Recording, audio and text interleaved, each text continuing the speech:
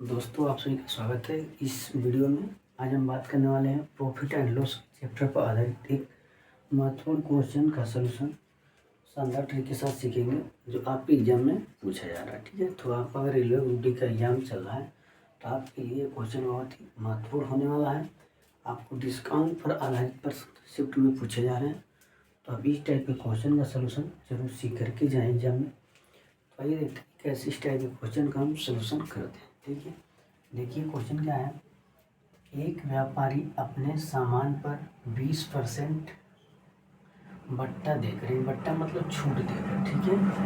एक व्यापारी अपने सामान पर 20% की क्या बट्टा यानी बट्टा या छूट देकर भी 40% का लाभ कमाता है तो उसका अंकित मूल्य क्रय मूल्य से कितना प्रतिशत अधिक है। ठीक है, यानी क्वेश्चन करा कोई व्यापारी अब अपने सामान पर 20% क्या दे रहा है, आपको छूट दे रहा है, फिर भी वो 40% क्या कर रहा है, लाभ कमा ले रहा है। ठीक है, तो कह रहा क्वेश्चन हमसे उसका अंकित मूल्य क्रय मूल्य से कितना अधिक है। ठीक है, तो हमें क्या बताना है, अंकित मूल्य जो है क्रय मूल्य से कितना प्रतिशत अधिक है, ये हमें बताना है। ठीक है, तो अंकित मूल्य मतलब क्या होता है, छपा हुआ मूल्य।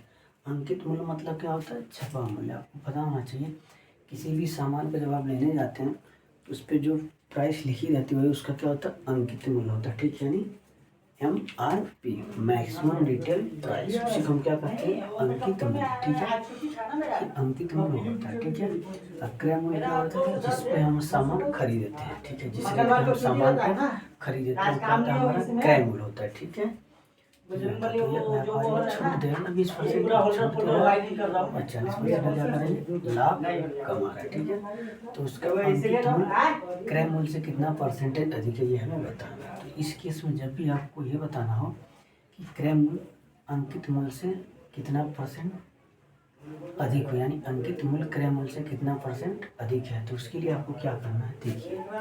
तो आप कितना परसेंट अधिक है, तो उसके लिए आपको एक फार्मूला आपको हमेशा ध्यान रखना है, लाभ प्लस छूट। क्या है, छूट या बट्टा, लाभ या जो भी आपको दिया, लाभ प्लस छूट, इनको जोड़ना है। बटे में क्या करना है आपको, 100 माइनस छूट,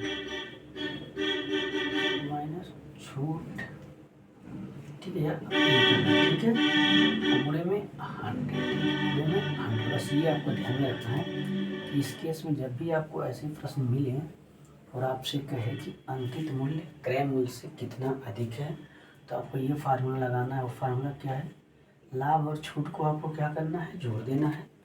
लाभ और छूट को क्या करना है, जोड़ देना है, और नीचे 100 में से छूट को घटा लेना है और इसमें भाग दे देना और 100 से गुणा करा देना। ठीक है, इस प्रकार से आप लगाएंगे तो आपका आंसर आसानी से आ जाएगा। तो आइए देखते हैं, हमने क्या बताया, छूट और लाभ को जोड़ लीजिए, तो आपका लाभ कितना है भाई, 40 प्लस छूट कितना भाई, 20, और बटे में आपका क्या हो गया, 100 माइनस छूट, छूट कितने की मिली, 20% की, 20 पूरे में 100। ठीक है, इसको आप सॉल्व करिए आगे तो आपका आंसर आ जाएगा। तो देखिए 40 और 20 कितना हो गया आपका, 60, बटे में 100 में से 20 क्या कितना बटा आपका, 80, गुणे में 100। ठीक है, इसको सॉल्व करिए, अब 0 से 0 कट गया, 2 3 6, 2 चौके 8, 4 1 9 4, 4 2 8, 4 5 20 यानी 25 चौके 100। तो आपका बचा कितना,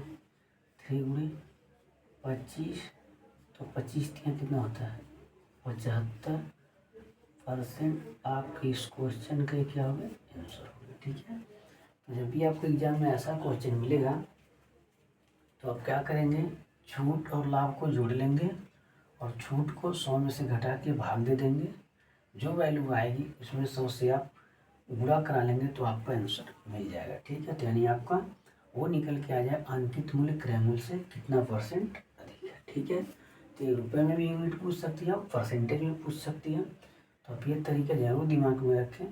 काफ़ी कन्फ्यूजन होता है, एग्जाम में आ जाता है, तो आप इस तरीके से दिमाग में लेके चलिए कि हमें क्या करना है, छूट दिख रही है और लाभ दिया क्वेश्चन में, और हमसे परसेंटेज में वैल्यू पूछ रहा था, हमें क्या करना है, छूट और लाभ को एक बार जोड़ना है और उसमें छूट परसेंटेज को 100 में से घटा के भाग देना है और लास्ट में जो मान प्राप्त होगा उसमें हम 100 से गुणा करा देंगे, तो वही हमारा क्वेश्चन का आंसर हो जाता है। ठीक है, तो आशा करता हूँ आपको ये क्वेश्चन समझ में आया होगा और ठीक आपको ये समझ में आ गई होगी। तो अगर आपको एग्जाम में ऐसे क्वेश्चन मिलेंगे तो उम्मीद करता हूँ आप आसानी से लगा लेंगे और आंसर प्राप्त कर पाएंगे। ठीक है, तो मिलेंगे अगली वीडियो में कुछ शानदार क्वेश्चन, कुछ शानदार ट्रिक के साथ। तब तक के लिए धन्यवाद।